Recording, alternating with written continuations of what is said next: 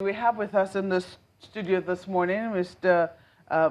Mohammed Tahir Mongodo, who is a member of the All Progressives Congress, and who you also saw in that report, reading the citation of Honorable Femi Gbajabiamila, who thrown his hat into the ring to be Speaker of the House of Representatives. We also have with us this morning Mr. Joe Mesale, who is the beg your pardon, now I'm trying to get his designation. He's the Executive Director of Policy Advocacy and Integrity Network. Gentlemen, you're welcome to our studios. Thank you very much. You're welcome. In your estimation, why do you think that there has been so much controversy over the emergence of a Speaker for the House of Representatives or a President of the Senate? Do you think that the brouhaha is justified? As I always kept on saying, the contestation for power is not an invitation to a tea party. Definitely, there is going to be a lot of brouhaha, as you rightly pointed out, and a lot of disputes and what have you in the quest for the attainment of power. Power is not gotten on a platter of gold. Definitely there has to be contestations that, as we witness in the National Assembly.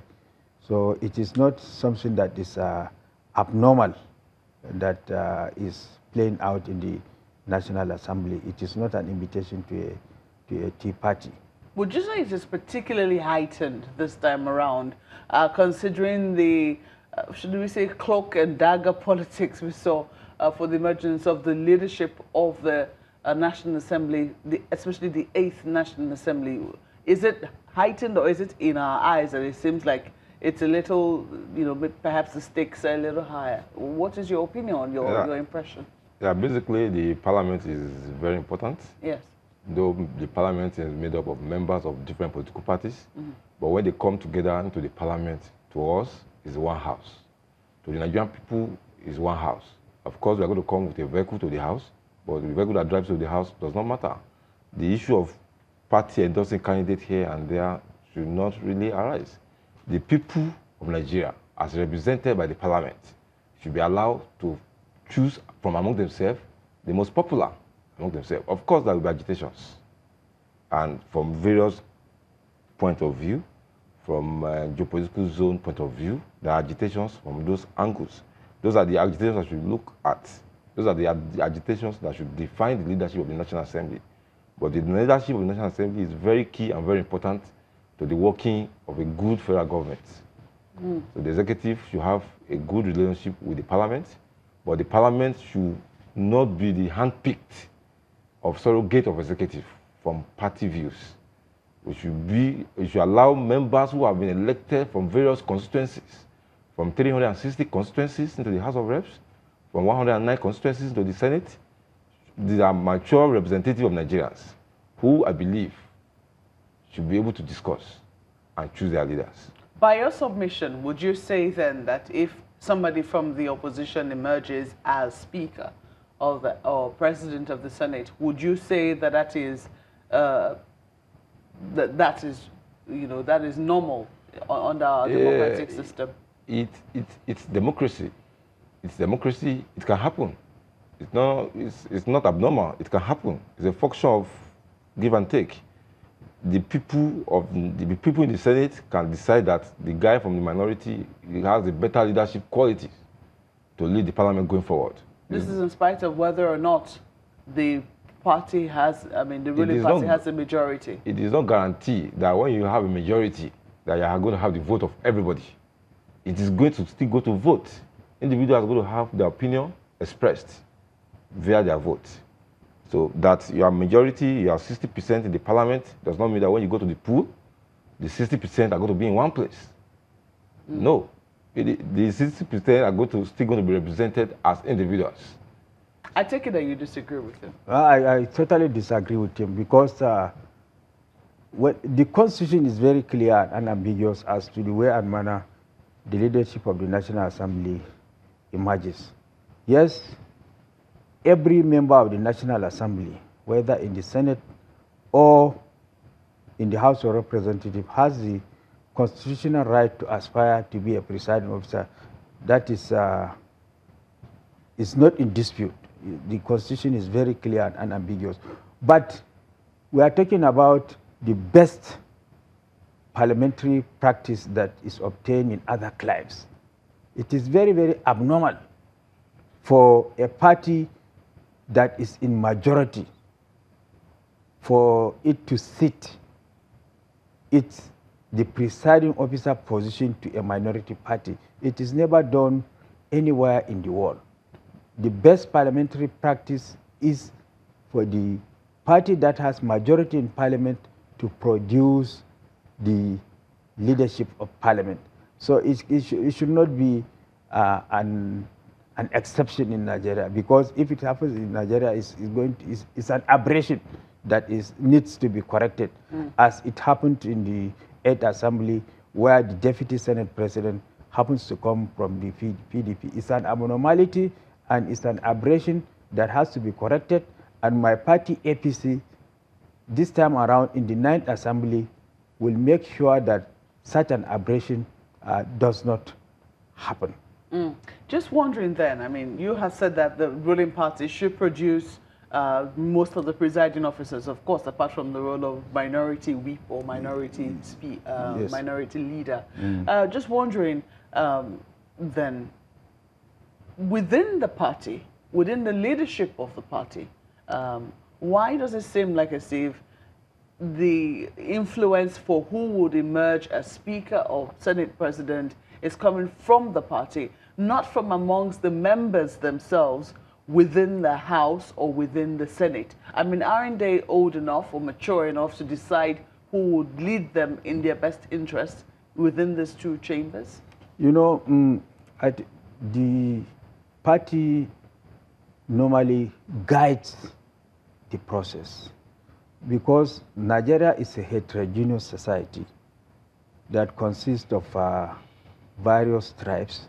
So in order to give a sense of belonging to all the constituent parts that constitute the Nigerian nation state, the party steps in to guide the process by way of zoning these positions to particular geopolitical zones, so that at the end of the day, for example, like the APC, which is a fan-Nigerian party that has a fan-Nigerian mandate, will at the end of the day, the leadership that will emerge through its guidance will be a replica of the heterogeneous nature of the Nigerian society.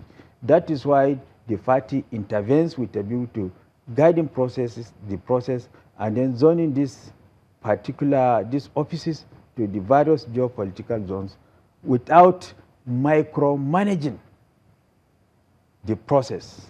Tell us about the geopolitical zones. How has it been zoned according to the guide, which you say it is, of the party? Well, for now, the Senate presidency has been zoned to the northeast, while the other offices are yet to be officially zoned. But I tell you that very soon the party will come out with the zoning formula as to the other offices, the Speaker, the Senate President, and the Deputy Speaker, who are the presiding officers. And then in the zoning arrangement, I assure you that all the interests of all the geopolitical zones will be taken into consideration. So the Senate President has been zoned to the northeast. Yes. The Speaker, I believe, has been zoned to the northwest. Northwest? Beg your pardon, to the southwest. Yes. To the southwest. Yes. So right now in your party, you have the president from the northwest. Is that right? Yes. Katsina is in the northwest. Yes, Katsina, yes. You have the vice president, excuse me, from the southwest. Yes. You have the Senate president, who's zoned, you say, to the northeast. Yes. You have the speaker to the southwest. Yes. Now, it would seem that in all of these arrangements, the north central hasn't been looked after, the southeast hasn't been looked after, the south-south hasn't been looked after. if you say that this is a guide given by your party, would you say that your party has been fair in terms of how it is distributed the key arrangements for leadership positions within the party? You know, apart from the fact that the party zoned these positions to reflect the heterogeneous nature of the Nigerian society, there are other positions like the Deputy Senate President, which can go to the south-south or to the southeast. And then we also have the Deputy Speaker, which can go to the north-central or the southeast. But that is just an example that I'm giving you. Apart from that, I think the main reasoning for that zoning formula by my party is also in tandem with the best democratic practice or parliamentary practice that is obtained in other climes. And the best parliamentary practice that is obtained in other climes is that when a party attains majority in parliament, the leader of that party in parliament automatically metamorphoses to be the speaker or the presiding officer of that parliament. And that is why Senator Ahmed Lawan, who is presently the Senate leader, and then the APC happens to have majority in the Senate, automatically metamorphose to be will automatically metamorphose to be the Senate President, while Honorable Femi Gbajabiamila happens to be the House leader. And then the APC has a majority of 223 in the House of Representatives, while the PDP has 127, other parties have 10. Then it presupposes, in accordance with best parliamentary practice, for Honorable Femi Gbajabiamila to metamorphose to be the Speaker of the House of Representatives. That as it is obtained in the U.S. House of Representatives, Nancy Pelosi, who happens to be the minority leader in the U.S. House of Representatives, immediately the Democrats became majority in the U.S. House of Representatives, automatically metamorphosed to be the Speaker of the House of Representatives. You know, apart from this taking care of the heterogeneous nature of the Nigerian society, giving a sense of belonging to all the constituent parts that constitute the Nigerian nation state, then what my party is doing is also in tandem with best parliamentary practice that is obtained in other climes. I think it is high time we begin to jettison this issue of regionalism, ethnicity, religion. You know, all these things are sentiments that are being whipped up by the Nigerian ruling class or the Nigerian ruling elite for the purpose, selfish interest of attainment of political office. The ordinary Nigerian, the concern of ordinary Nigerian is who is going to put on his table. That is the concern of. So it is high time we begin to do things in accordance with best democratic element and parliamentary practice as it is obtained in other climes. Honorable, you have said two things right now. You have said that your party is following best parliamentary practice. You've given us the instance of the United States. You've also said that your party is also trying to take care of the heterogeneous nature of Nigeria. In other words, you want to also distribute very fairly and equitably the different positions that are available to your party, I mean, to the principal officers in your party across the states. You will not want one region, of course, to produce all of the principal officers. Isn't that right? Yes. But, you know, if you were to fault the example which you have brought up, you talk about the United States, your party has always had majority. In 2015, your party had majority in the House. It also had majority in the Senate. And the people who emerged, interestingly, were members of your party at that point in time. They just were not the party's anointed candidates. And that's the reason why people are wondering whether this is just a guide, as you put it, or some attempt by the party to ram down their throats the party's favored candidates. Just saying. I mean, because you talked about how when the Democrats gained majority, Madam Nancy Pelosi became the speaker. She was not always the speaker. So in this instance, does it really follow that? I mean, assuming if we're to paint a scenario, assuming the Speaker of the House of Reps was still in the APC and the Senate President was still in the APC, would you be talking about, or the leader transforming to becoming the Speaker, or the leader transforming to becoming the Senate President? Would these scenarios arise? Well, that's why I told you that apart from guiding the process to make sure that all the constituent parts of Nigeria are equally represented or are given sense of belonging. And normally, the practice throughout this republic is for the Speaker and the Senate President to come from different regions of the country. You understand? If the Senate President is from the north, then the Speaker will come from the south. It is being alternated between the north and the south. And it's not between the southeast and south, but it has to be the southwest again, or the northeast again, not the north central, for instance. You know, it does one also. It also depends on numbers. Then let us be realistic. The numbers that you have, and then the rules of the House says that you have to have a ranking member or a ranking senator to be a presiding officer. So where in a region, for example, there is no ranking senator or a ranking member to occupy that position, of which this is not the case. I know we have ranking members from the southeast and maybe ranking senators from the south-south. You know, in democracy, numbers also count. Numbers also count. What you are brought to the table also counts in democracy, in considering what positions to be allocated where and what, because we are talking about democracy. You say, Mr. Vesely, that zoning is the only thing that should matter. Is that right? Yeah. In terms of leadership selection. Yes. Did I get you right on that? Yes, considering the nature of Nigeria. Are you satisfied with how it's been zoned? No, I'm not satisfied at all. I'm not satisfied at all.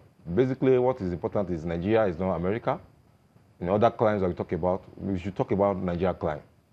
We have to be precise. When we're in Nigeria, we are sure Nigeria has geopolitical zones. America has no geopolitical zones. But Nigeria is not inventing, I mean, democracy we are not reinventing democracy, yes. But Nigeria has always shared things along geopolitical zones. So along those lines, the party can guide along geopolitical zones. But in guiding, it has to be fair. We, from the North Central, are of the opinion that the North Central never had the opportunity to lead the parliament. The parliament, I mean, by the lower arm. We never had the opportunity of leading the lower arm. The House of Reps, since inception of this Fourth Republic. What difference? And at the moment, we are agitating that whatever party have their right to do whatever they want to do, but they should at least try to be fair in whatever they are doing. And being fair this time around, we are agitating that the speakership of the House of Representatives come to the North Central. I'm very happy and then within the North Central... I'm seeing very clearly now where you're coming from. You are one of those people who are saying that the speakership, is it the speakership? Yes, the speakership should come to the North Central. There are also those who are agitating that the Senate presidency should come to the North Central as well. Is that right? No, the Senate presidency just left the North Central not too long ago. We are not too concerned about the Senate presidency. The current Senate presidency is still from the North Central, last I checked. And the 8th Assembly is still sitting, so to speak. Sorry, the 8th Assembly is sitting here. So that's why we are not asking for the Senate presidency, since we are currently occupying the Senate presidency. But the House of Representatives, we never had the opportunity to lead the House of Representatives. And the House of Representatives is as important as the Senate. There are two arms of government. That arm of government, we want a son of the North Central to lead. What do these zoning arrangements really mean? I mean, let's take a look at right now. You say the North Central, the Senate President say he's currently from the North Central. What difference has it really made? And I'm not. This is not a judgment on the tenure of the Senate President. You know, whose stewardship is still out there for his people to judge, not just his people, but even his fellow colleagues to judge in terms of his tenure. But I'm talking about the region as a whole. Is he Senate President of the North Central or is he Senate President of Nigeria? It's of course the Senate President of Nigeria, but we want a son from the North Central to occupy that position. The essence is this: when it comes to leadership, when you talk about the President, the Vice President, the Senate President, the Speaker, we want every region to be adequately represented at that level of discourse. There are issues that will come up that if you are not well represented, you will be sidelined. We want our region to be well represented at the parliament, at the lower parliament. But how has it been represented in this current parliament? I mean, if there's anything, some people will say, they will argue that the role of the president of the National Assembly, because the president of the Senate is also, I think, the chairman of the is more powerful than that of the speaker of the House of Representatives. When you've had this role, this chairman of the National Assembly, what has it brought to your region? Is the chairman of the National Assembly. You think that being speaker, the chairman of the National Assembly and president of the Senate. Yes. The speaker is the vice chairman, and the speaker of the parliament. They have equal powers. The Senate has powers. Likewise, the House of Representatives has powers. Any law that is passed in the House that is not passed in the Senate cannot flow. Any law that is passed in the Senate that is not passed in the House cannot flow. I believe that these two should work together. At the moment, we are not in agreement with the attempted attempt for APC to zone the office of the Speaker to the Southwest. We believe that is too much for the Southwest. The Southwest is currently occupying the office of the Vice President, and the Vice President is as good as the acting President anytime the President is away. You understand? So we cannot afford to concentrate all the powers in the Parliament back to the Southwest. We want the power of the Parliament in the House of Representatives, regardless of whether or not, because in the House of the most experienced person, regardless of whether or not he's proved his mettle in the House of Representatives. At the moment in the 8th Assembly, the deputy leader died, who happens to be from Kogi State. He died. But the process of replacing him did not come with too much record. It was easy because there was unity in the House. There was a popular candidate in the House that the House unanimously hand over the leadership to. And there is no rancor, and he has been doing very well, and has the capacity to lead going forward. We believe such a member, a ranking member, should be allowed to lead at this time. Your party is saying that these are the people. You have said that they're simply giving guides, but some people will say that they have narrowed down their guides to specific persons whom they believe should emerge. We have seen it was same party favorites have emerged for those roles. Am I correct? No, the party has not pinned down particular people to emerge. Every APC member. Are you being completely honest when you say that? Yes, I am honest when I say that. Every party member has the right to contest. As I told you earlier on, the party is merely guiding the process. That's why even in the Senate, we have about 3 people that are aspiring to be the Senate President. We have Senator Danduma Goje, we have Senator Ahmed Lawan, and we have Senator Alindume from my state. So the party is not micro managing the process, it's merely guiding the process as to zoning.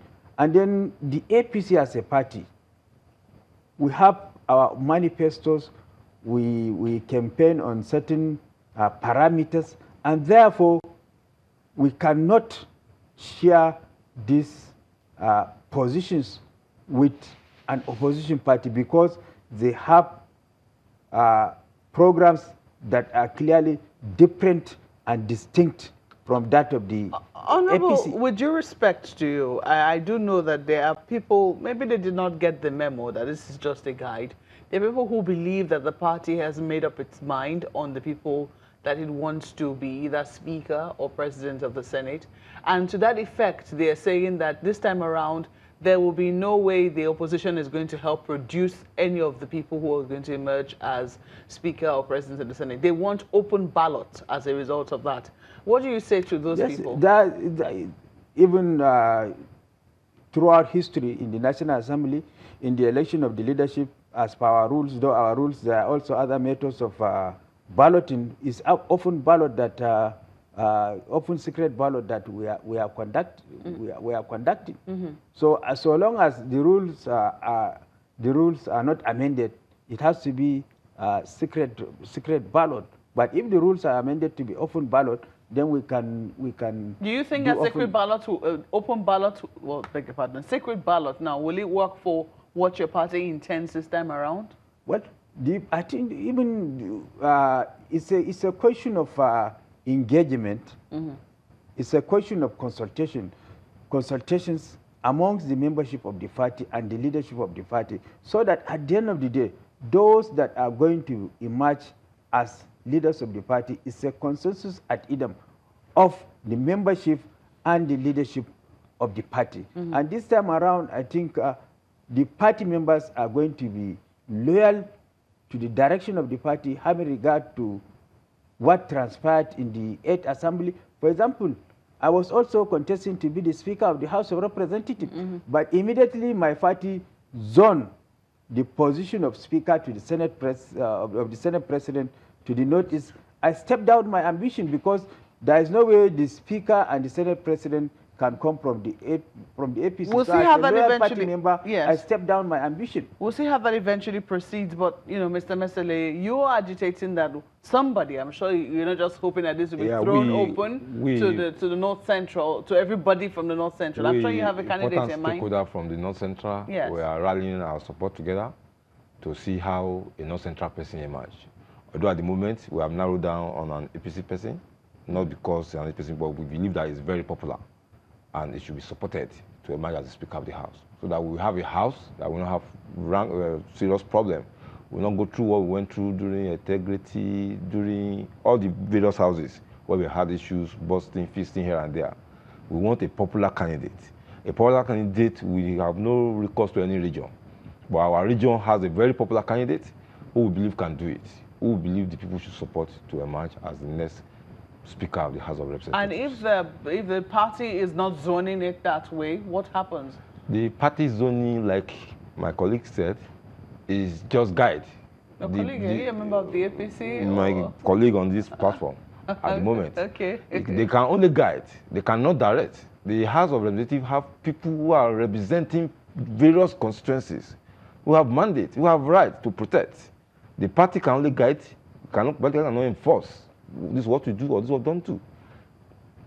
The party cannot tell them how to choose, how to put their vote. They can guide you, please put your vote in APC for this man, but however, you can get there and put it otherwise. Of course, the majority should have the way. What if they do open ballot? If they do open ballot, people can openly still tell you where they belong. Like when we had the issue of third term in Nigeria, that was open ballot voting by the senators. Different senators would rise and say, my people said, my people said, my people. So people were saying what the people said. So if there's open ballot, there are people who are elected on the platform of a particular party, but people may be saying a different thing when it comes to voting the next time. So we look at the House as one body. Of course, you come there with a vehicle, the APC vehicle, PDP vehicle, whatever vehicle, fine. But when you get to the House, you drop your vehicle. You operate at the House for Nigeria. Nigeria is more important than the vehicle that brought you.